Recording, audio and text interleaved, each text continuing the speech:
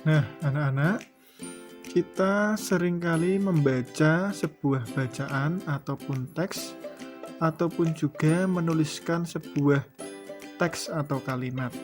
Tapi tahukah kalian bahwa dalam menuliskan sebuah teks atau membaca sebuah teks bacaan itu harus sesuai dengan kaidah penulisan yang baik atau yang disebut dengan kalimat efektif.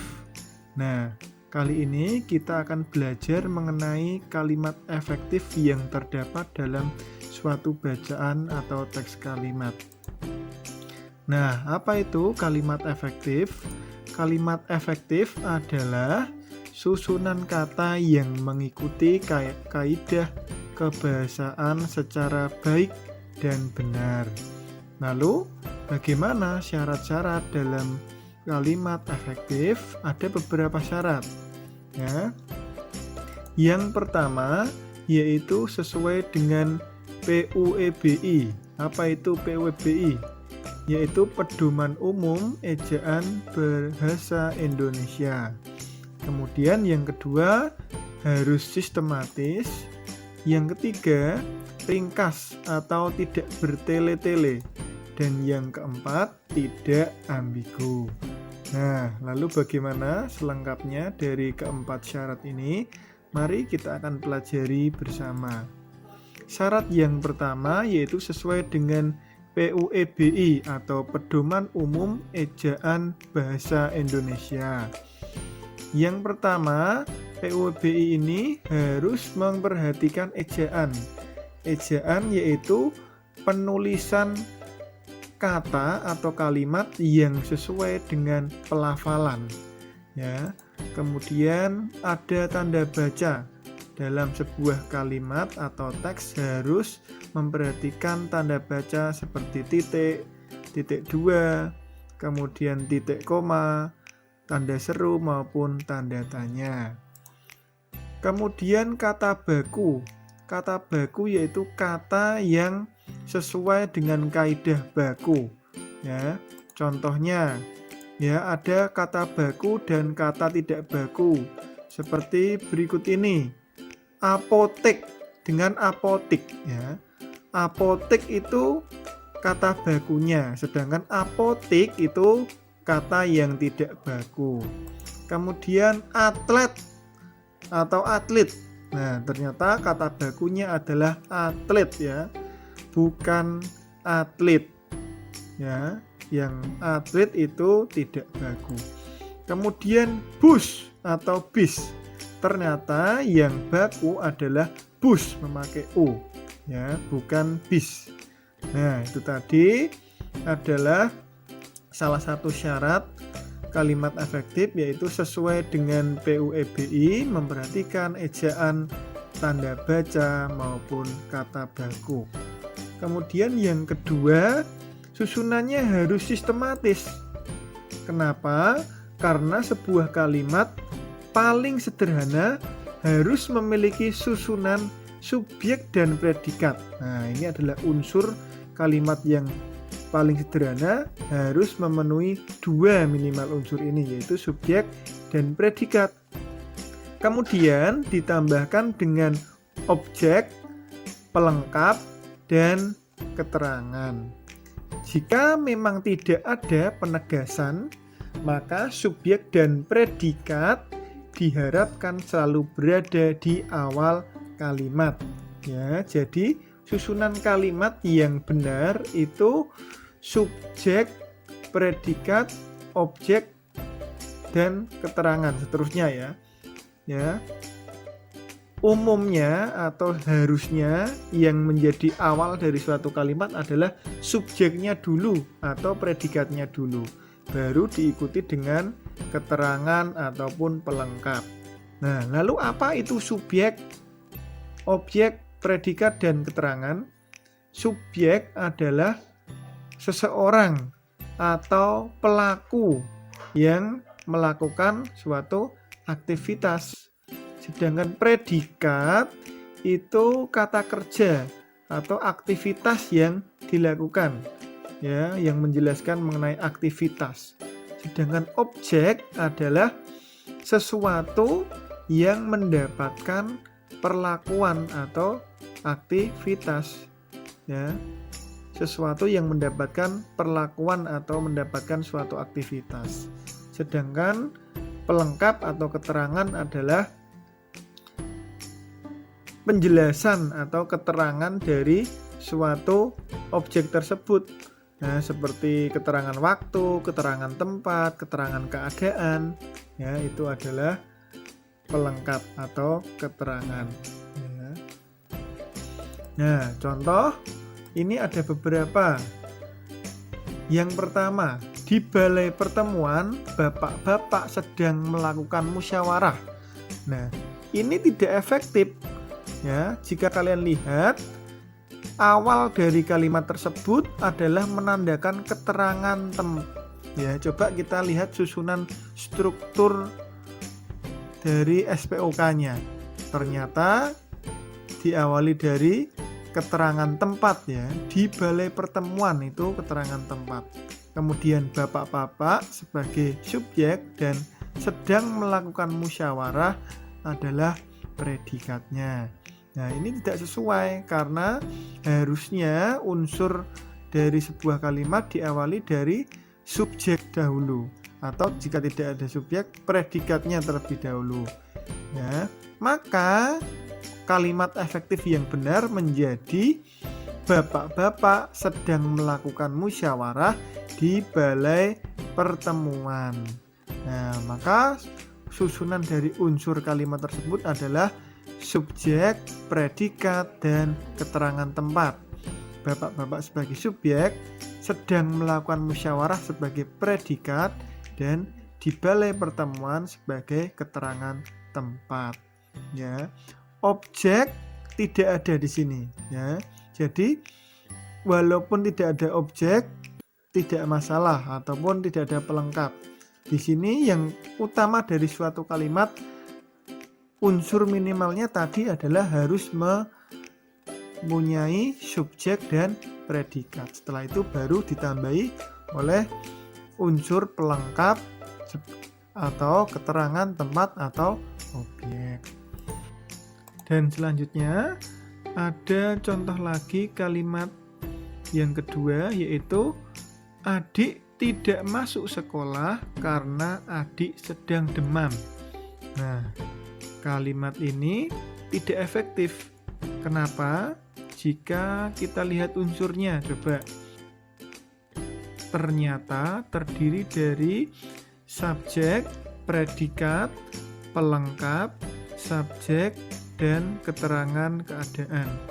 Nah, ada dua subjek. Nah, ini ada subjek yang ganda, ya. Ini seharusnya cukup dituliskan dengan satu subjek saja sehingga menjadi kalimat yang lebih efektif. Maka jika diubah menjadi adik tidak masuk sekolah karena demam, jika kita rinci unsurnya, yaitu menjadi subjek, predikat, pelengkap, dan keterangan keadaan. Nah, anak-anak, jika kita lihat, nah, ternyata ada unsur yang namanya pelengkap. Kenapa kok ini disebut unsur pelengkap? Karena dia tidak bisa menjadi objek. Maka ini adalah sebagai unsur pelengkap. Bagaimana cara membedakannya antara objek atau pelengkap? Jika kita ubah atau kita balik susunannya, objek ini atau pelengkap ini menjadi subjek, maka tidak sesuai. Ya, contoh, adik tidak masuk sekolah karena demam. Jika kita balik dari depan, maka tidak sesuai. Sekolah tidak masuk adik karena demam. Nah, karena tidak sesuai atau tidak pas, maka sekolah ini menjadi pelengkap. Ya, jadi itu adalah perbedaan antara objek dengan pelengkap. Nah, coba kita berikan satu contoh lagi yang menggunakan objek. Contoh ini, Arini membacakan puisi dengan penuh penghayatan. Jika kita rinci, unsur penyusunnya yaitu subjek, predikat, objek, dan keterangan keadaan.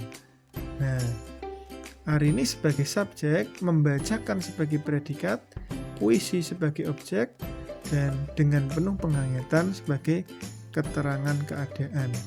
Nah, jika kita balik menjadi kalimat pasif, maka bisa diubah menjadi puisi dibacakan Arini dengan penuh penghayatan. Nah, ini bedanya tadi. Jika objeknya itu sesuai. Kalau yang kalimat sebelumnya tadi menggunakan pelengkap karena tidak memiliki objek, jika dibalik tidak bisa menjadi kalimat pasif. Begitu anak-anak untuk contoh susunan kalimat. Kemudian syarat yang ketiga tadi adalah ringkas atau tidak bertele-tele. Kenapa? Yaitu karena suatu kalimat yang efektif harus dipastikan susunan kalimatnya dibuat ringkas agar orang yang membaca mudah menangkap gagasan yang dituangkan dalam kalimat tersebut. Contoh, para siswa-siswi sedang mengerjakan soal ujian masuk perguruan tinggi. Ini tidak efektif karena ada kata yang seharusnya bisa dibuat lebih ringkas atau dihilangkan. Nah, kira-kira yang mana? Coba, maka yang efektif adalah siswa-siswi sedang mengerjakan soal ujian masuk perguruan tinggi. Nah, kata paranya bisa dihilangkan karena para ini bermakna jamak ya. Sedangkan siswa-siswi ini sudah menandakan subjeknya jamak. Maka paranya harus dihilangkan. Ataupun jika paranya digunakan, maka cukup dengan para siswa saja juga boleh. Itu untuk kalimat efektifnya. Kemudian contoh lagi. Ia masuk ke dalam ruang kelas. Nah, ini juga tidak efektif karena ada kata yang sebenarnya tidak sesuai atau bertele-tele, yaitu masuk ke dalam. Ini seharusnya cukup dituliskan satu saja karena artinya sebenarnya sama. Ya, masuk itu sama saja dengan ke dalam. Jadi, alangkah baiknya jika diubah menjadi ia masuk ruang kelas. Nah, itu akan menjadi lebih efektif ya. Jadi kata ke dalamnya dihilangkan. Kemudian contoh lagi, dia yang pergi meninggalkan saya. Ini tidak efektif. Kenapa? Karena ada kata penghubung yang sebenarnya tidak perlu, yaitu kata yang. Ya. Maka akan menjadi efektif apabila dia pergi meninggalkan saya. Ya, cukup itu saja. Dia pergi meninggalkan saya. Akan menjadi efektif. Kemudian, contoh lagi, bagi semua peserta diharapkan hadir tepat waktu. Nah, ini juga tidak efektif karena ada kata penghubung bagi. Nah, ini seharusnya bisa dihilangkan ya, menjadi semua peserta diharapkan hadir tepat waktu. Itu akan menjadi lebih efisien daripada jika ada kata bagi di awal kalimat. Tuh. Kemudian yang keempat, syaratnya yang keempat yaitu tidak ambigu. Apa itu ambigu? Ya. Kalimat efektif akan menjadi sangat penting untuk menghindari pembaca dari ambigu atau bermakna ganda. Ya, jadi ambigu itu sesuatu yang memiliki arti ganda atau bisa memiliki arti yang lain, multitafsir atau makna yang berbeda atau makna yang ganda. Nah, maka contohnya seperti di bawah ini. Kepada Bapak Kepala Sekolah, waktu dan tempat kami persilakan. Nah, ini tidak efektif. Kenapa? Karena di sini ada kata yang ambigu antara yang dipersilahkan itu Bapak Kepala Sekolah atau waktu dan tempat. Nah, ini tidak sesuai. Maka alangkah baiknya jika diubah ya, sehingga menjadi satu yang efektif subjeknya. Maka menjadi Bapak Kepala Sekolah dipersilahkan menyampaikan pidatonya. Akan lebih efektif jika dibuat seperti itu. Nah, anak-anak, demikian tadi adalah penjelasan mengenai kalimat efektif dalam suatu teks bacaan. Nah, semoga anak-anak bisa mengerti dari penjelasan tadi, dan mari setelah ini kita juga akan berlatih untuk mencoba mengerjakan. Terima kasih, selamat belajar. Tuhan Yesus memberkati. Ingat, patuhi dan jadikan kebiasaan.